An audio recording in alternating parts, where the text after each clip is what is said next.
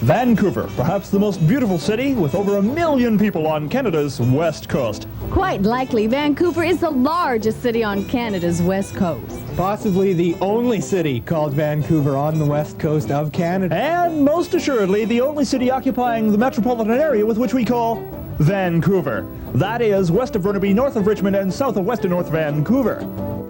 It's a city of paradoxes, with a downtown core consisting of what Vancouverites prefer to call skyscrapers or very big buildings, and the outlying or non-downtown areas where most of the people live. Vancouver is a city with two faces. Residents are always pleased to hear the many tourists refer to them as those two-faced Vancouverites. But Vancouver is much, much more than the downtown business And shopping core. And the sleepy, restless, lethargic, dangerous, vicious, inhuman, and cruel bedroom communities. In the next half hour, we hope to show you some of the wonders that make up this city that we call on the maps Vancouver. Gastown, named for its founder and first mayor, the Reverend William Gastown. This is perhaps the oldest part of Vancouver. Refurbished a few years ago, Gastown is a favorite spot to send tourists, due mainly to the large number of expensive shops and eateries.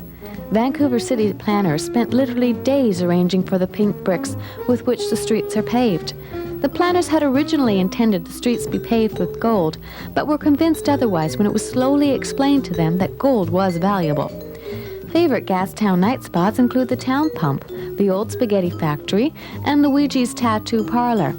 Blood Alley is another popular Gastown location and a special favorite of cutthroat muggers and other Vancouver residents. Sort of downtown, sort of near Gastown, sort of in East Vancouver. Yes, Vancouver's Chinatown is all this and more.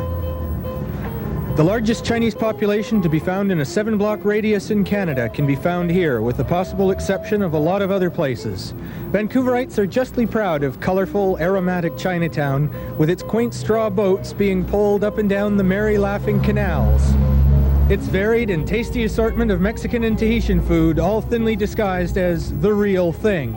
The thriving Fantan parlors and mahjong halls where tourists can lose their shirts faster than they can say gung hei fat choy. Yes, all this and more is yours in Vancouver's Chinatown. But there are other locales around Vancouver that tourist and resident alike should be sure to visit. East Vancouver's Little Italy boasts wonderful handmade pasta and terrific lemon ice cream. With gangland slayings practically under control, it's no wonder that more and more people are returning from visiting this authentic piece of La Bella Italia. Little South Africa is another popular neighborhood with visitors, particularly slave ship owners and former SS officers. Their deservedly famous cuisine, such as crème d'apartheid and quiche Lorraine mit diamonds, makes us a treat for adventurous gourmets. One thing to remember is a 7:30 p.m. curfew. A trifle too much spice in your diet lately? Then Little Canada is just the place for you. It's a place for those who enjoy their food a little less exotic and a little overcooked. The sights are rather plain but non-threatening, and the cuisine is in the hands of little old women originally from Scotland who specialize in boiled potatoes, boiled peas, boiled pork chops, and boiled puddings. You can enliven your delightfully soggy meal with generous helpings from the Canadian spice rack which adorns the wall of each of the booths. A bucket of rock salt. Help yourself, the salt's free. And amazingly, this safely bland food is not sold in restaurants, but served in every one of the homes in Little Canada. Nestled like a tiny jewel, dwarfed by the huge glass structures of downtown Vancouver, lies Little Romania, home to the only non-wandering or stationary gypsies in the known world. They make their living as their forefathers did, selling short rides on their traditional Romanian mode of transportation, the Spatatskia, also known as the band of horses that goes nowhere fast. Well, we're at the 6-month wait to get a passport to enter the tiny kingdom. Yet Vancouver's most unusual ethnic locale is the aptly named Little Antarctica. Formerly a series of small shops, the area will now be sculpted into a series of not-so-small shops. Vancouver boasts the largest, busiest deep-water ocean harbor on the west coast of North America. Vancouver's harbor is bigger and handles more cargo ships than America's port cities of Seattle, San Francisco, and Los Angeles combined. This fact has not escaped the attention of our nuclear neighbors, the USSR and the United States. Surprisingly, not only is Vancouver targeted by the Soviets in the event of nuclear war, but also by the Americans, who are sick to death from hearing how our harbor is bigger than theirs. Originally financed by the Irish Guinness family, who made their fortunes in the production and selling of alcoholic beverages, the longest unsupported bridge north of San Francisco, Vancouver's Lions Gate Bridge, is a dangerously unstable swinging monster. Only last year did the Guinness family realize they'd forgotten to put lights on the structure. Perhaps the legacy of death and destruction can come to an end, and those driving across the span can breathe a little easier. Apart from Lions Gate, Vancouver is blessed with several other slightly less dangerous bridges. The Granville Street Bridge, 8 lanes of traffic, all going in different directions, is an asphalt and rubber construct. Its distinctive tooth grooves, which allow the span to expand and contract at will, makes this one of the least favorite walking bridges for those who really enjoy pointy-spiked heel shoes. The Broad Street Bridge is a little bit fancier than its eastern sister, incorporating as it does into its design various figures of local historical import. One such figure depicted in concrete is that of George Vancouver, the first mayor and later first rat catcher of the city which proudly bears his name. The newest span is the year-old Canby Street Bridge, replacing one of the most frightening bridges this side of hell. The new span is easily able to take all but the heaviest of unloaded Volkswagen vans. Visitors to the city should not be overly concerned if they notice a certain vibrational quality when walking or driving over the bridge. In the year that it has been in use, the number of truly horrendous mishaps has been practically negligible. Incidentally, the body of water that these last 3 spans cross is called False Creek, so named after its discoverer, the Spanish explorer and conquistador Vasco Manuel Ortega de False Creek. Right in the heart of downtown Vancouver, there is yet a small area untouched by human hands. It's hard to believe that this tiny little unspoiled area of beautiful grass and greenery has managed to escape the gaze of businessmen and developers alike, who have managed to construct their steel, glass, and concrete structures just about everywhere else.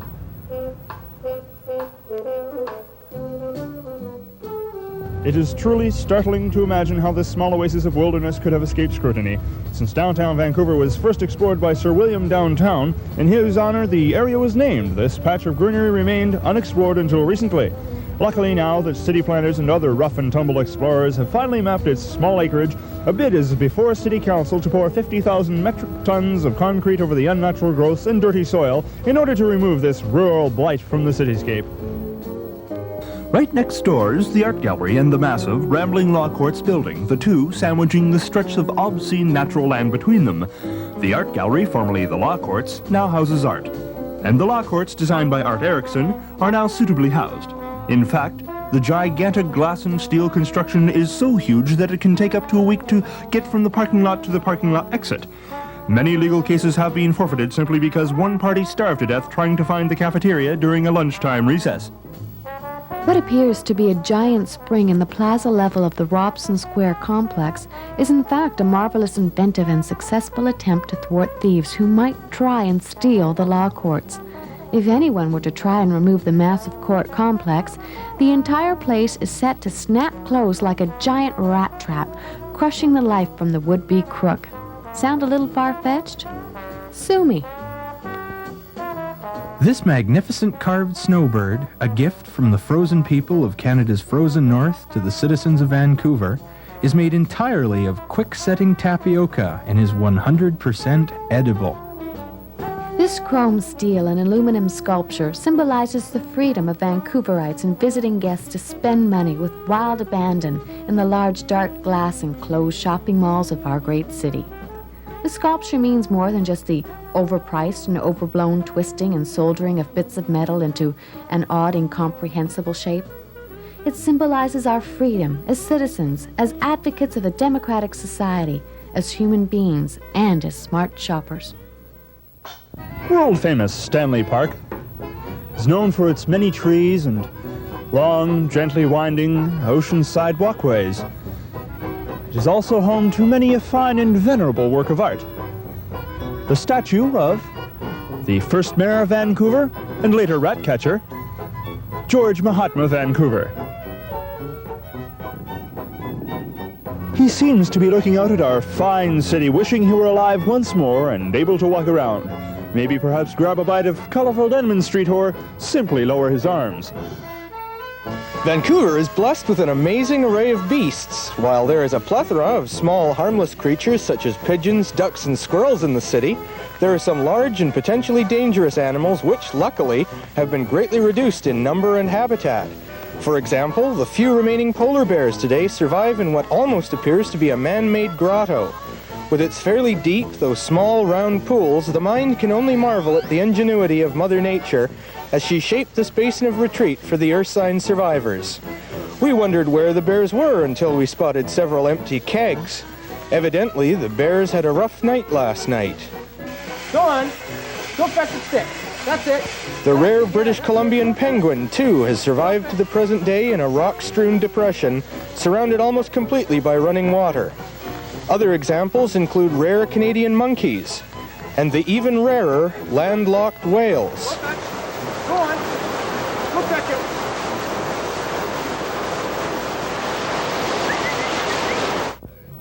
This small cannon, one of the original guns used to defend world-famous Stanley Park from the massive Haida invasion of 1973, still stands mute testimony to the warlike nature of bloodthirsty British Columbia. Mute, did I say? Not quite.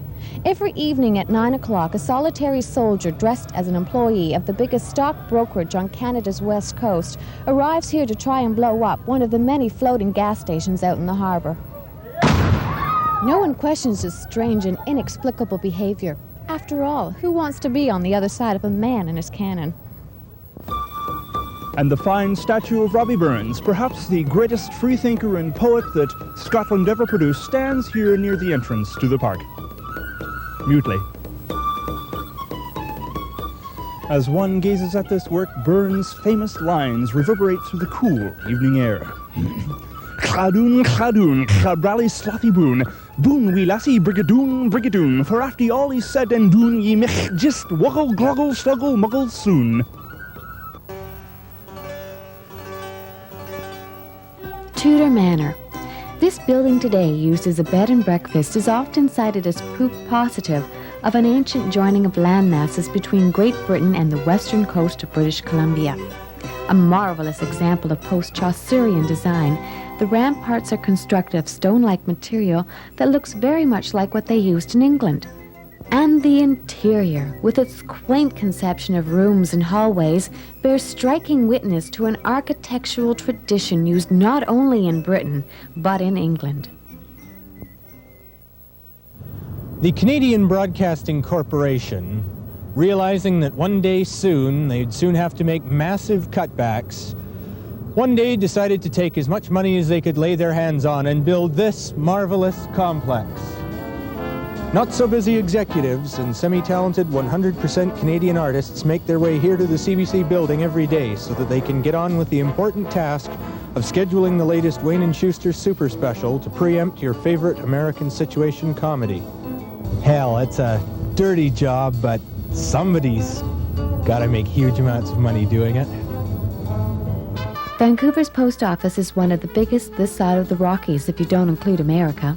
A surprising amount of mail somehow manages to get sorted and delivered from our huge, complicated post office.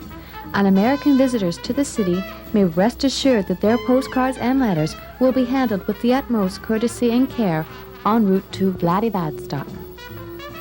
This structure, one of the most striking of all of downtown Vancouver's modern high-rises, was constructed under the assumption that if ever a really major earthquake hits the southwestern area of British Columbia, it might take a look at this building and want to avoid it. Called earthquake-proof by various interested parties, the structure has the added advantage of scaring the fertilizer out of most of the prospective business associates who have to enter the place. The entire outer office structure can be easily reversed for that summer look. Also available in green silk and purple corduroy.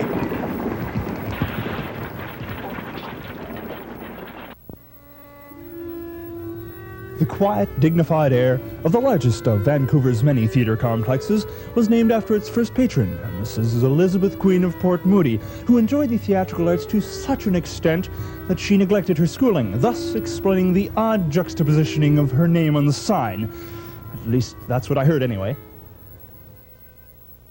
Built around the turn of the century, the magnificent Orpheum Theatre has been, at various times during its 80-plus years, the home to Vancouver Symphony Orchestra, a grand and elegant motion picture house, a concert hall of remarkable acoustic design, a vaudevillian theatre, a bakery, a slaughterhouse, a POW work farm, and a sleazy insurance agent's storefront locale.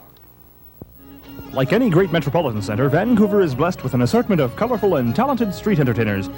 Mr. Morris Tankard has been entertaining streets for years, as well as occasional passers-by. When one first encounters Mr. Tankard, the first impression of a fine fiddle player is unmistakable. But when the wind changes, one is struck with the very earthiness of the man. One gets the impression that Mr. Tankard is so devoted to his art that such things as shaving, a change of clothes, and bathing must take a second place in his virtuoso's heart. Vancouver offers much to the visiting and resident thrill seeker. In the winter, there is skiing both downhill and cross-country, skating, ice fishing, and backpacking on snowshoes. In the summer, there's deep-sea fishing, hiking, mountain climbing, and plenty of great scuba diving. But all year round, Vancouver offers some of the most death-defying adventure for anyone willing to pick up the gauntlet. A visit to Vancouver's oldest and least hygienic public washrooms. Let's take a peek.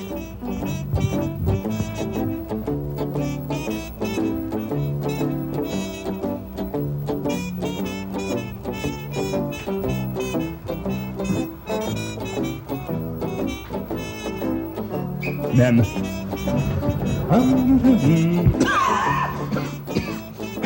but then again, let's not risk our valuable camera equipment on such a thrilling yet ultimately pointless undertaking.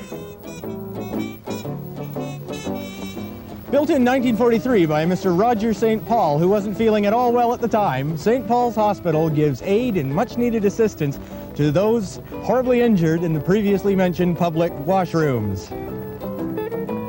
Equipped with some of the most up-to-date medical marvels yet invented, this haven of mercy is staffed by individuals calling themselves nurses and other people who refer to themselves as doctors. The strange and mysterious practices performed in this old building are often said to make you feel better. A little-known fact is that the bricks used in the construction of the hospital are all completely made from Peruvian donkey wastes and human hair. The rather dull and conservative folks who live outside Vancouver's city limits often find themselves thinking, golly, those Vancouverites sure are wacky people. And the citizens of this marvelous city by the sea are only too happy to agree. Just one of the many ways in which the individualistic Vancouver residents make themselves unique in this carefree way in which they operate their motor vehicles. More than one city dweller has been heard to remark, "Rules schmools, I don't care what side of the road I'm on." Naturally, this makes for some amusing and, if expensive, hijinks. Vancouver's newest technological marvel is the swift and only slightly tiny SkyTrain. So called because if it ever came off its magnetic-powered concrete track, it would sail through the sky before smashing horribly into the houses of East Vancouver. The SkyTrain was the brainchild of a Mr. Ernst von Daniken. Mr. von Daniken is said to have responded to the daily doses of lithium and is now able to tie his own shoelaces and understands the proper use of toilet tissue. Achieving speeds of well over 7 kilometers an hour, the SkyTrain is a wonder that must be heard to be believed. After speaking with many of the East Vancouver residents who live next to the SkyTrain track, we found the most commonly expressed opinion of the new transportation system was, "You're going to have to speak up."